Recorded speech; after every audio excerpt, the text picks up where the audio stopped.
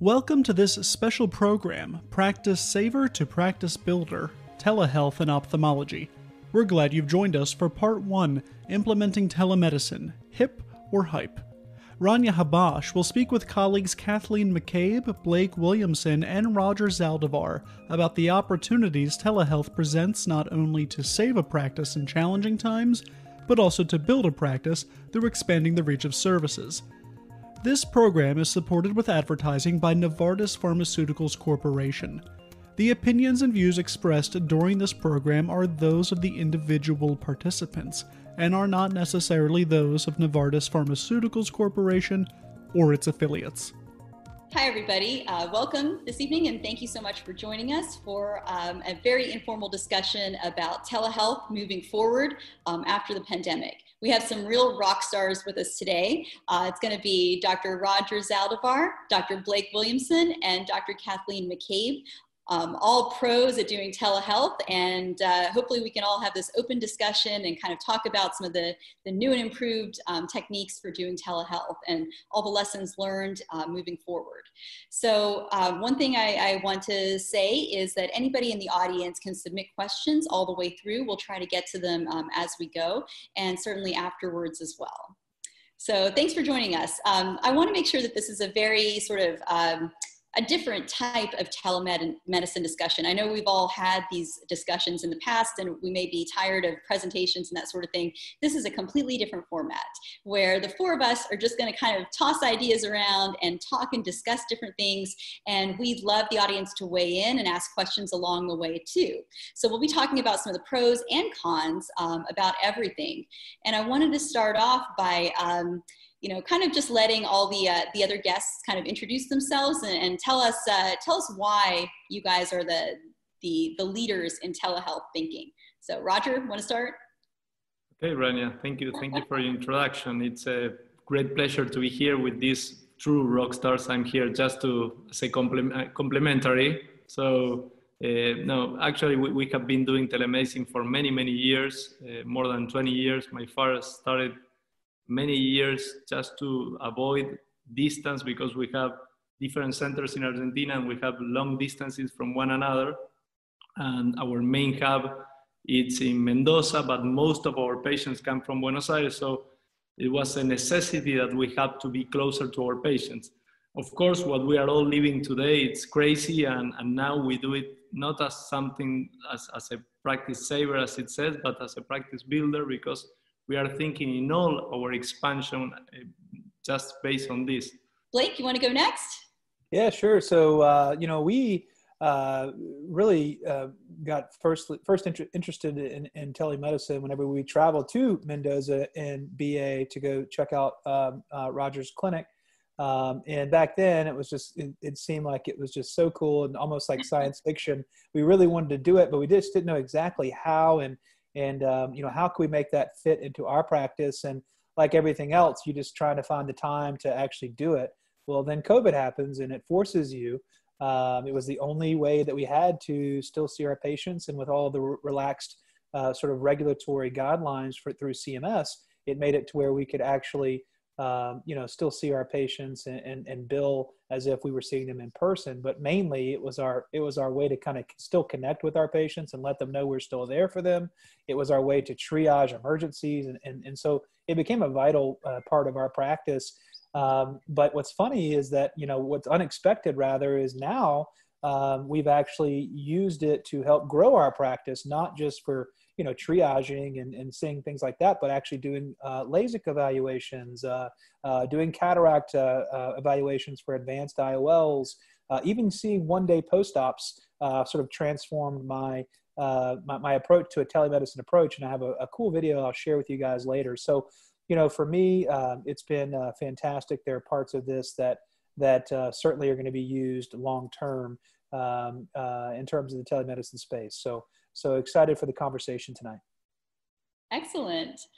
Kathy, you're up. All right. Well, I want to say that, so we are probably more along the lines of maybe a lot of our listeners out there, that telemedicine was really not on our radar before COVID put it that place. And the other people on this panel, Roger, like, has been blazing a trail in Argentina for so long and really brought it together in a way that is smoothly integrated for him and a kind of a no-brainer. For me, in our practice, it was not that way. It was completely foreign. We wanted to create something, though, that was sustainable in the future, because pretty early on, we understood that this was not just a brief thing, even though it was forced upon us. And not only was it going to be able to be something to save us at the moment during the shutdown primarily, but that we were going to use it to increase our volume. I mean, really, that's one of the things we were really worried about, is staying safe, but having enough volume, not only to be back to where we were before, but maybe even increase our volume to make up for lost time. So, Blake's ahead of the ball, just as he normally is, in going and figuring out some of this stuff before COVID even happened. And Ranya, everybody knows you. You're like the queen of telemedicine right now. So I am really looking forward to this conversation and learning from all three of you. In all seriousness, I think that we are paving kind of the new route, the new way of thinking about medicine and treating patients. And I'm really proud that we're on the forefront of that. So first of all, I always show this picture because I think it's funny that back in 1967, the Jetsons showed this on one of their episodes. And you can see here, the little boy is getting a telemedicine visit with his pediatrician. So I just thought that was hilarious, because back in 1967, they even knew it made sense then. And it just took us this long and a pandemic to catch up with it. But this I just wanted to share very quickly. This is what we look like at Bascom Palmer. So in February, we had a total of 3 telemedicine visits. So we really weren't utilizing it much at all before the pandemic struck. And then you can see that we very quickly, sharply escalated. And the interesting thing that someone pointed out to me the other day is that we actually opened in May for non-elective stuff, and we still had more telemedicine visits. So it's not like we shut down and the graph went straight down afterwards. We just found that it was working, so we actually kept it up. And a lot of these weren't even captured because we were trying to get our workflows in order to be able to capture them as labeled telehealth. But this just gives you an idea of the steep curve. Is this kind of what you guys experienced too? I'm going to say that's not, unfortunately, our experience so far. We have lots of different providers. I think a lot of people, were willing to start to become more familiar with telehealth when we were shut down and we weren't seeing elective patients. But as soon as the gates opened, a lot of the thought process of going back to just business as usual, which was more comfortable for people, change is often difficult. That took over to a certain extent. Now, is that what I hope and think we should do? No. And so I hope that we are able to now, once we kind of get our feet under ourselves again, really blaze forward with integrating it. So it's not all telehealth, it's not all in person, but a way of actually maximizing both of those ways of seeing patients. And I think that some of you on the panel here have done that well already or are continuing to innovate in that area. So hopefully we'll learn more about that. Yeah, that was a really good way to put it. I think that's exactly what we're going to look at today. Yeah, I'll tell you, for us, for our practice, we did, right away I recognized this is the only way we can connect with patients. So we kind of made it a goal for each of our 10 providers to do, 10 of our 14 providers that were going to participate. Some of our older providers don't even have a smartphone, so they weren't going to do this, but our 10 of our providers would. And so we made a goal for them to see 10 patients a day. So, it's about 100 total for our practice per day, and about 500, per week. So we actually, for that first month, we did a tremendous amount. Now that we can see them in person, like Kathy, what we've done is those in-person visits, for instance, like glaucoma checks and, people coming in for cataract evaluations and stuff like that. We are doing that in person like before. What we've really done is we've switched to telemedicine. We have more visits for the post-operative care, people that are in their global period and they're doing great after their LASIK or cataract surgery. We've kind of done a lot of virtual visits that way. And then lastly, screenings like LASIK consultations and then also doing like billing and cataract refractive counseling, that's been all virtual visits as well. So I feel like we're doing almost as many, but instead of it being sort of an E&M coded thing like a clinic visit, it's more teleregistration, teleorientation, and post-operative care. I wanted to highlight something that Blake said. I do think that there are so many applications today, and we are learning every day different applications, that it's still going to happen, that we are finding new things to add. And for example, the LASIK screening is something that we have jumped completely. Today it's very strange that we appoint someone without seeing previously by telemedicine, because we can gain a lot of time and avoid exposure in the clinic. So all young guys interested in a LASIK, we just start talking to them, start speaking with them by telemedicine with teleorientation, and then when they jump to phase 2, they just come to the clinic, they have their pentacam or whatever topographer you want to use, they have their dry eye test and everything, but that's a second phase. But I fully agree with what has been said. Yeah, it was actually a great segue there. So these are the types of virtual visits that we're using at Bascom. And by the way, these are all reimbursable visits. So I only put stuff on here that is reimbursable. We started a virtual urgent care, actually, where we could triage patients. And one of the biggest things that people have been doing is actually bringing patients in for counseling first, and then doing the measurements, or vice versa, getting the measurements first and then doing the counseling. But I know that it's been talked about that there's been a much higher conversion rate to premium IOLs and with refractive signups, basically. And even with Dr. Culbertson here, he was mentioning that just the other day, that with the refractive counseling, with him doing the refractive counseling beforehand and getting to know the patient, they've had a lot more people actually show up for the procedure and convert. So why do you all think that is? I really think, before telehealth and before all of this, we used to send out DVDs. We sent them out, and they were a video that I made myself of me explaining cataract surgery and options to patients. And we also have a call-in, TV, doc on call kind of thing, and a infomercial. And it didn't matter the format, but seeing you on a digital format in whatever way, and telemedicine is one of the ways, patients develop a relationship. They think they know you, they've met you, they understand you.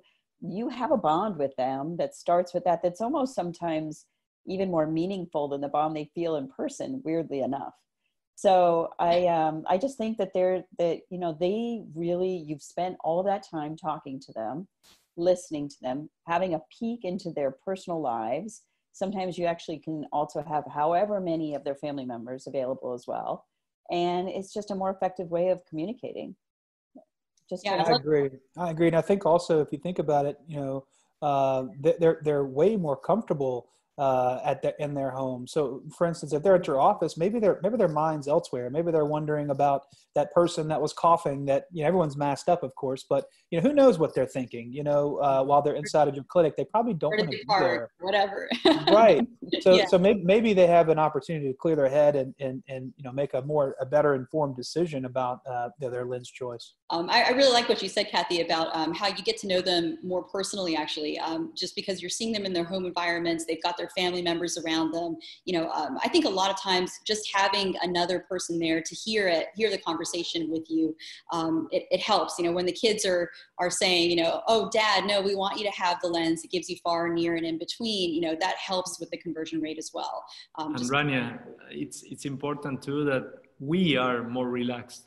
We as doctors are more relaxed, and we can truly organize ourselves in a better way to give a good explanation, to show them slides, to show them the procedure, to walk through them in a proper way. That sometimes we are rushing in our places, and we don't give the appropriate time, and they appreciate it. Because sometimes I find my patients are hard of hearing, and they're just faking it, like my mother-in-law did forever before, we made her, if you talk to her with your hand over your mouth, she couldn't understand you. She would if she could see your lips. And she just didn't want to admit to hearing loss. But many of our patients truly don't understand what's going on if they can't see your lips and aren't reading your lips. So I think that, it's just better communication overall now that we're both masked up. How much time? How much time are you spending in a regular consultation? Because I find myself being extremely more effective in time. I'm doing a very complete consultation, assessing them with different technology and everything in less than 17 minutes average, most of the patients. So are you taking more time than you used to, or you find it? I'm speaking about in a modular way, when you already have all the results, all the diagnostics and everything. What's your experience, Ranya? Well, I spend a lot of time anyway, even in the clinic, just sort of explaining all the choices and going through what I think should, what kind of refractive result that they want. But the cool thing about it here, at least, the thing that's a little bit different is that this is a time-based visit. And so if I do spend 35 minutes, counseling and going over things with them, then that's a billable service. Are you guys billing that way based on time? I think that makes sense, especially when you're spending a long time. I know that, normally in clinic, I'm thinking about all the backup of other patients. Exactly. We're going to have to then cheat on time a little bit in order to catch up. And I think that, the way that we have them scheduled, it actually makes sense to spend the amount of time knowing that at least you're getting reimbursed for it as well. So it does take a little sting out of it. Yeah, for me, my initial eval with them is in person. So we kind of do like a hybrid approach so that they do their testing, and I do meet with them briefly, 5 or 10 minutes max. They watch a little 8-minute video before I hit the door. So they're pretty educated about it, but then they have sort of a few days goes by and my refractive counselor reaches out through a telemedicine visit just like this. And she's the one that goes through everything again. And that's usually a bit longer. And they ask all kinds of questions and stuff like that. So I kind of like the idea that you can kind of have a hybrid approach and split it up. It almost gives them a few more days to kind of soak in the information. That way, when my refractive counselor does her telemedicine visit with them a couple of days later, they've had a lot of time to research and think about it. And they usually ask better questions. And we think that's why that's been helpful to raise our adoption rates, because having a decision moment a couple of days later, they don't feel like they have to decide something right there in the chair after just talking to me for 5 minutes, That's a great point, and a great segue to this handsome doctor here. So now I want to hear about your post-op visits, because I love this video. I think it's really, somebody called you a showman recently, and you definitely are, but I think this warrants the show, because it's a really effective way to see patients.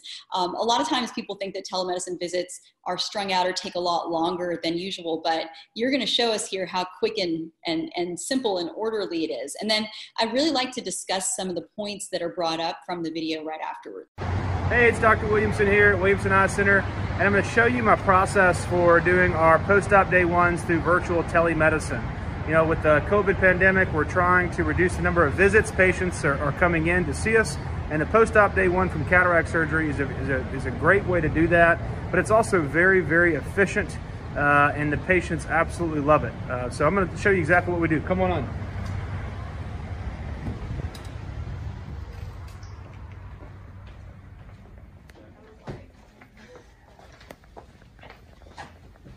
Right, so we're here in the exam lane. I'm going to go ahead and put on my jacket.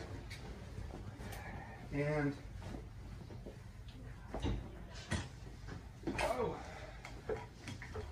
so as you can see, door, let's come on in. As you can see that the patients are already in the virtual waiting room here. You can see all these patients are all the cataract surgeries. Did about 25 cataract surgeries yesterday. So instead of them waiting in the waiting room, they're right here in the virtual visit. So we're just going to go to the very first one. Can you hear me? Yes, I can. Okay, how you doing? Everything okay?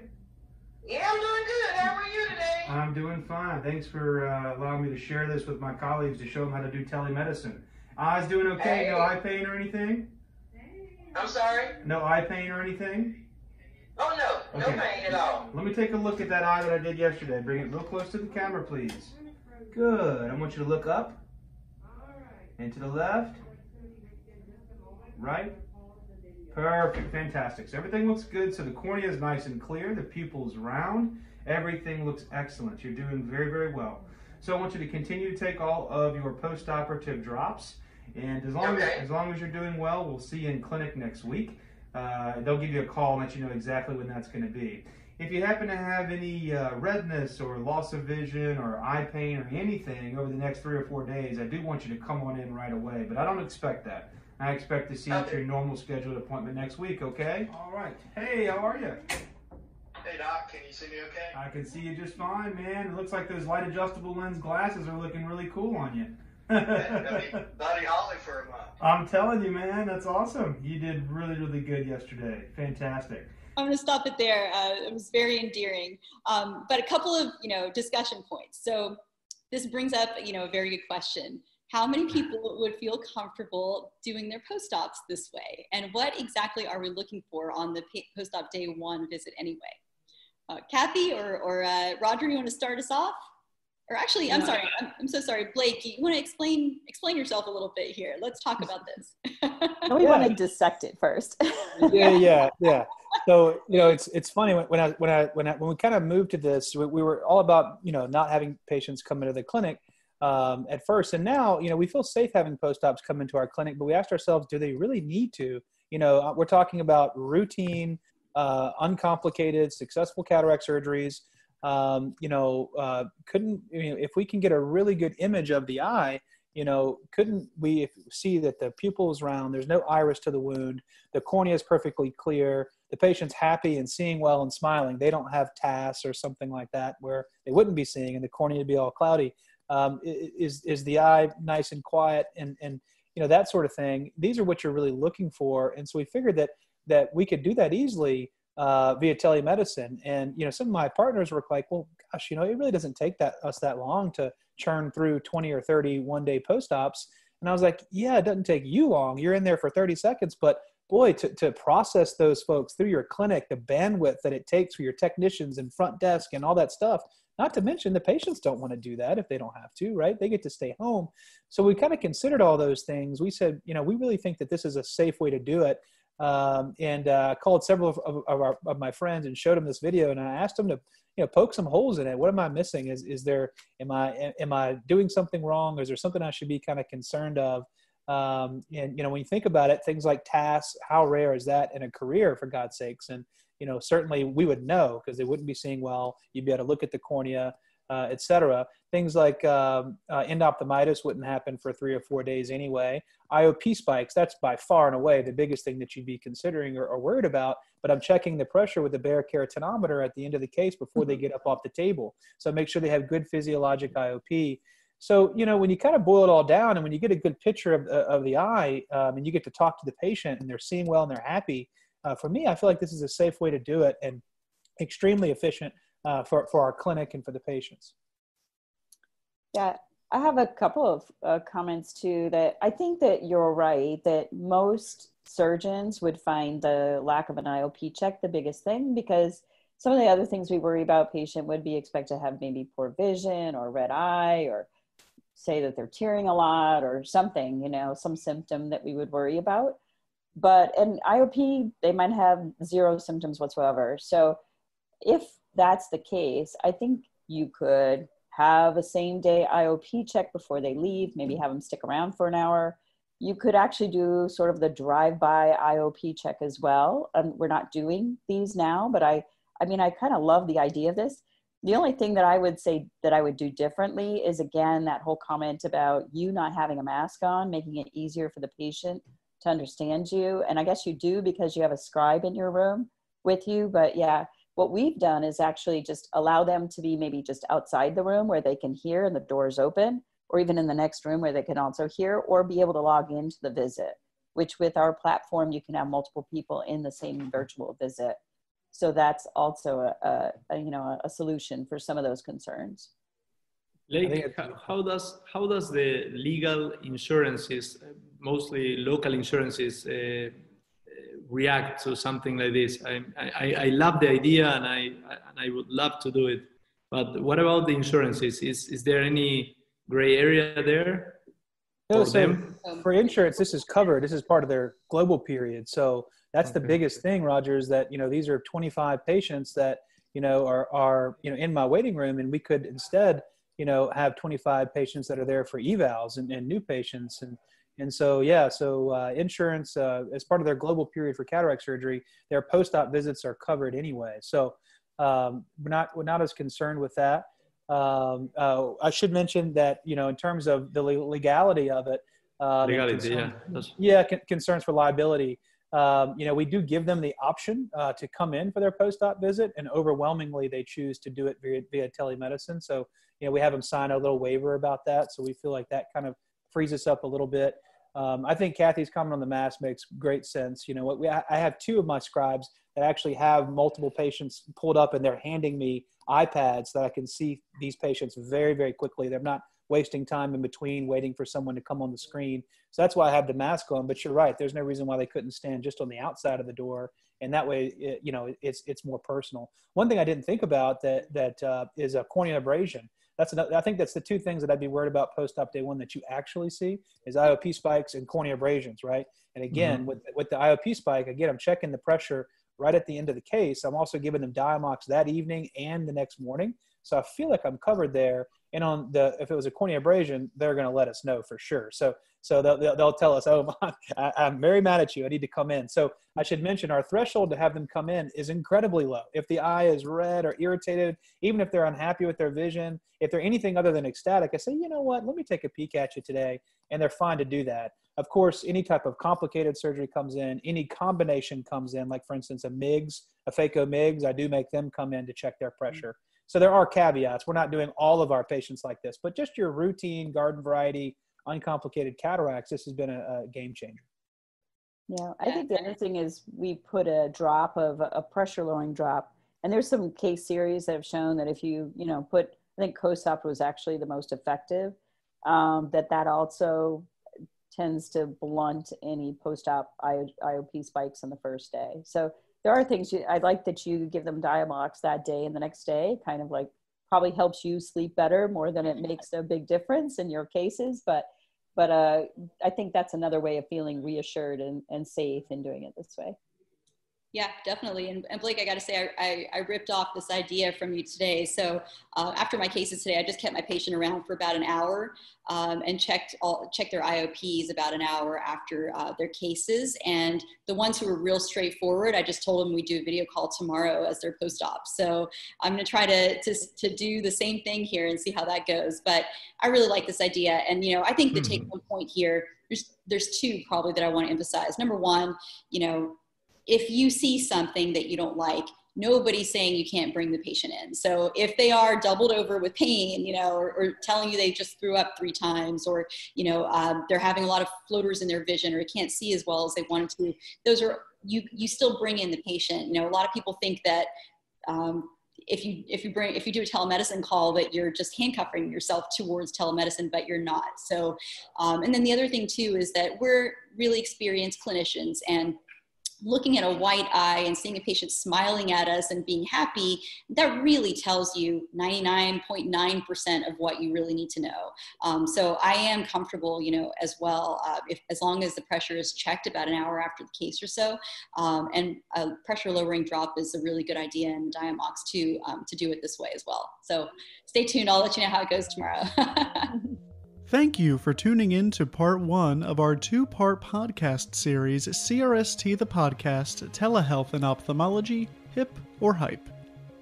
Please stay tuned for part 2 of this series, where Drs. Ranya Habash, Cathleen McCabe, Blake Williamson, and Roger Zaldivar conclude their conversation by addressing the topics of hybrid visits and new technologies, as well as hosting a question and answer session. This program was supported with advertising by Novartis Pharmaceuticals Corporation. The opinions and views expressed during this program are those of the individual participants and are not necessarily those of Novartis Pharmaceuticals Corporation or its affiliates.